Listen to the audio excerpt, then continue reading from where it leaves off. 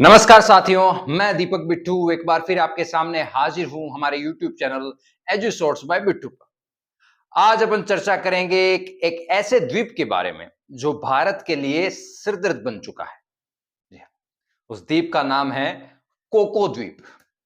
अब क्या कारण है कि कोको द्वीप भारत के लिए सिरदर्द बन चुका है? ये द्वीप कहाँ स्थित है? इन सब के बारे में अपन चर्चा करेंगे। सबसे पहले बात करते हैं कि आखिर ये कोको द्वीप है कहाँ? जो भारत के लिए इतना बड़ा सरदर्द बन चुका है, क्या सरदर्द बन चुका है उसके बारे में आपको बताऊँगा, लेकिन सबसे पहले जानते हैं कि ये कोको द्वीप है कहाँ? इस नक्शे में देखिए, हमारा जो अंडमान निकोबार है भारत देश का, उसके ठीक ऊपर द्वीप स्थित है जिसका नाम है कोको द्वीप, उससे मात्र 55 किलोमीटर दूरी पर ये द्वीप स्थित है।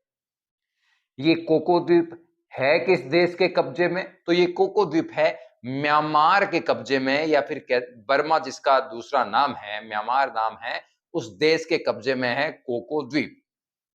तो अब क्या लफड़ा हो गया कोको द्वीप के साथ? लफड़ा ये हो गया कि एक कंपनी है मैक्सर टेक्नोलॉजीज। मैक्सर टेक्नोलॉजीज वो कंपनी जो विश्वसनीय सैटेलाइट इमेजेज के जारी करने के लिए जानी जाती है, उसने इस कोको द्वीप की कुछ इमेजेज जारी किए हैं हाल ही में। उन इमेजेज में ये स्पष्ट रूप से दिखाई देता है कि इस कोको द्वीप पर एक बहुत ही हाई फाई आर्मी बेस बनाया जा रहा है, बनाया जा चुका है, काम भी चल रहा है उस पर। तो वो उन इमेजेज में साफ दिखाई दे रहा है। अब बात ये आती है कि इन फोटोज पे क्यों विश्वास किया जाए? इस पे विश्वास करने का एकमात्र कारण है कि ये जो कंपनी है, ये कोई गली कूचे की कंपनी नहीं है मैक्सर टेक्नोलॉजीज। ये एकदम विश्वसनीय 100% सही सैटेलाइट फोटो जारी करने के लिए जानी जाती है। तो ये तो मानिए कि 100% है, वो कोको द्वीप पर आर्मी बेस बनाया गया है। अब प्रश्न ये उठा कि ये आर्मी बेस किसने बनाया है? देखिए, बहुत ही हाई फाई टेक्नोलॉजी का दिखेगा ये आर्मी बेस। अगर आप गौर से देखेंगे इसको, तो इससे ये पता चलता है कि कोई नौसिखिया म्यांमार जैसा देश ऐसा आर्मी बेस नहीं बना सकता। द्वीप पर जाकर आर्मी बेस बनाना वैसे भी बहुत मुश्किल होता है, तो ये म्यांमार तो नहीं बना सकता। तो निश्चित रूप से 99.99 या 100% कहें, ये जो आर्मी बेस है ये चीन द्वारा बनाया गया है।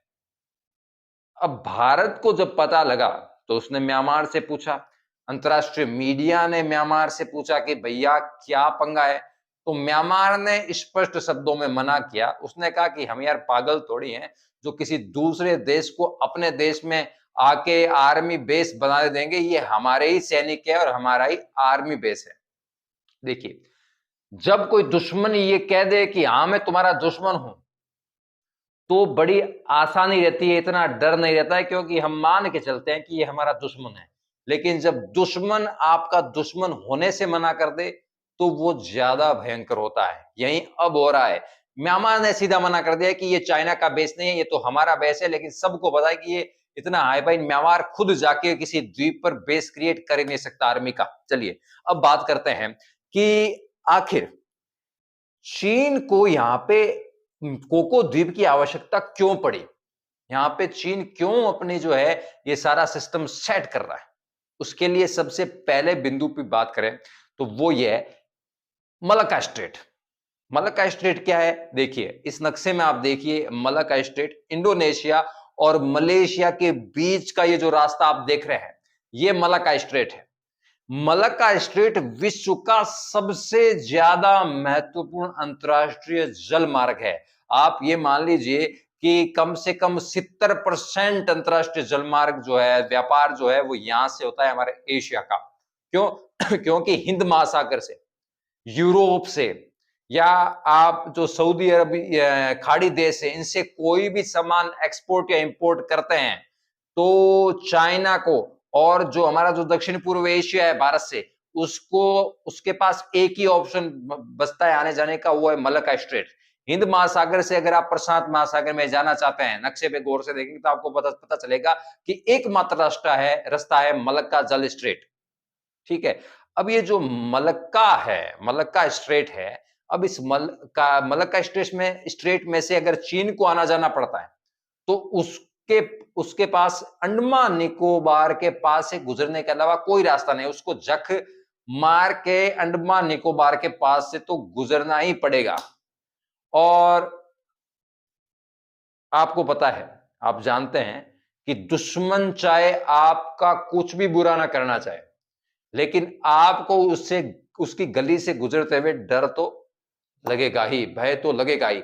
तो चीन चाहता है निर्बाध रूप से बिना किसी भय से वो मलक्का स्ट्रेट से आना जाना करता रहे अपना, उसके लिए कोको द्वीप बेस्ट है। अगर कोको द्वीप पर चीन का कब्जा हो जाता है, आधिपत्य हो जाता है, या उसको म्यांमार द्वारा उसको दे दिया जाता है, तो बहुत ही आसान रहेगा मलक्का स्ट्रेट से बिना भय के निर्बाध आवाजाही चीन के लिए। पहली चीज ये। दूसरी, अगर इस कोको द्वीप पर चीन का कब्जा हो जाता है, आधिपत्य हो जाता है, तो भारत पर निगरानी रखना बहुत आसान हो जाएगा।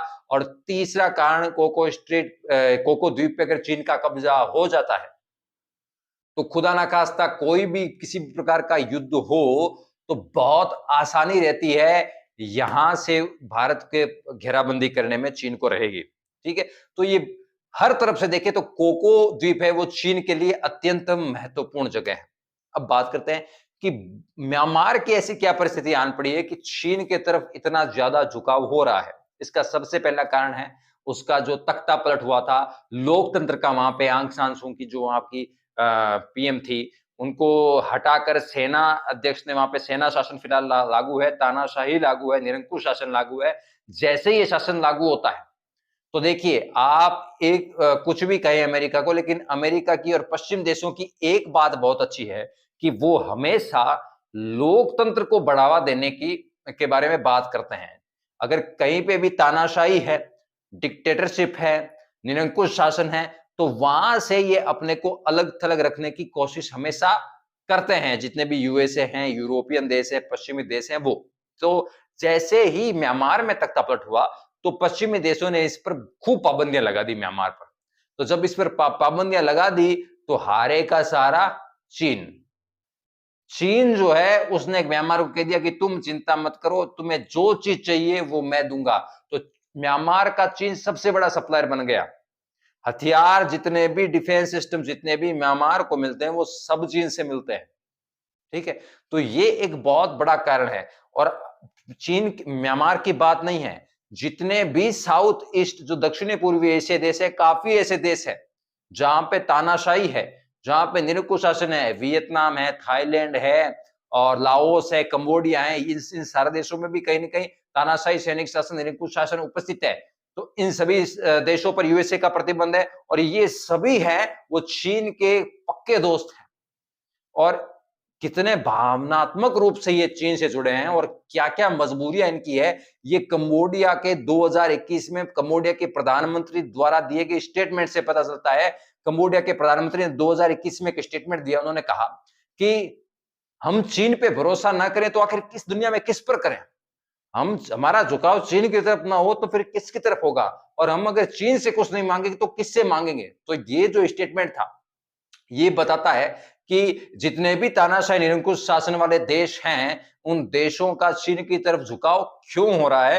क्योंकि पश्चिमी देशों हैं उन वो इन पर पाबंदी लगा रहे हैं। तो मैंने आपको बताया कि चीन को कोको द्वीप क्यों चाहिए और म्यांमार कोको द्वीप चीन को क्यों दे रहा है। ठीक है? तो ये सारी बातें थी कोको द्वीप के बारे में। और कोको द्वीप के बारे में सामान्य जानकारी मैं आपको बता दूं कि ये जो कोको द्वीप है, ये पहले भारत में म्यांमार में स्थित था। 1937 में जब म्यांमार को, बर्मा को भारत से अलग किया ब्रिटेन ने, तो कोको द्वीप है वो म्यांमार के साथ रहा। 1942 में दूसरे विश्व युद्ध के समय जापान ने कोको द्वीप पर वो कब्जा कर लिया था। लेकिन जब 1945 के पास में जब जापान दूसरा विश्व युद्ध हार गया, तो ये वापस म्यांमार के पास ही रह गया। म्यांमार को कभी भी इसका सामरिक महत्व पता नहीं चला कोको द्वीप का। 1994 में ये गुप्त जानकारी है कि म्यांमार ने चीन को कोको द्वीप लीज पे दे दिया है। अब सरेआम ना तो चीन इस बात के लिए हकरेगा और ना ही म्यांमार यस बोलता है कि हाँ कि मैंने चीन को दे दिया। तो ये एक गुप्त सूचना है, 100% सर्टिफाइड नहीं है, वो खुद कह नहीं रहे इसलिए सर्टिफाइड नहीं है। तो ये है कोको द्वीप की पूरी कहानी और जल्दी ही आवश्यकता है भारत के विदेश मंत्री, भारत के प्रधानमंत्री, भारत सरकार द्वारा ये प्रयास किए जाएँ कि कोको द्वीप को चीन से मुक्त किया जाए, म्यांमार को चीन से मुक्त करने का प्रयास किया जाए और धीरे-धीरे जिस प्रकार मैंने आपको पहले भी बताया भूटान का झुकाव भी चीन की तरफ हो रहा है। नेपाल भी थोड़ा चीन की तरफ झुकाव हो रहा है, तो ये जो झुकाव हो रहे हैं चीन की तरफ, इनके कारणों का पता करें और इन हमारे जो मित्र देश हैं, बहुत ही लंबी मित्रता रही है इन देशों के बीच और तो इनको वापस जो है, वो भारत के साथ लाने का प्रयास किया जाना चाहिए। तो आज हमने ये सब कोको द्वीप के बारे में जितनी जानकारी थी, मुझे मैंने आपके साथ साझा की और वीडियो देखने के लिए बहुत-बहुत धन्यवाद। अच्छा लगे तो लाइक ज़रूर कीजिएगा। अपने साथियों के साथ शेयर कीजिएगा और आगे भी आपको ऐसे वीडियो मिलते रहें, इसलिए चैनल को सब्सक्राइब ज़रूर कीजिएगा। Thank you so much.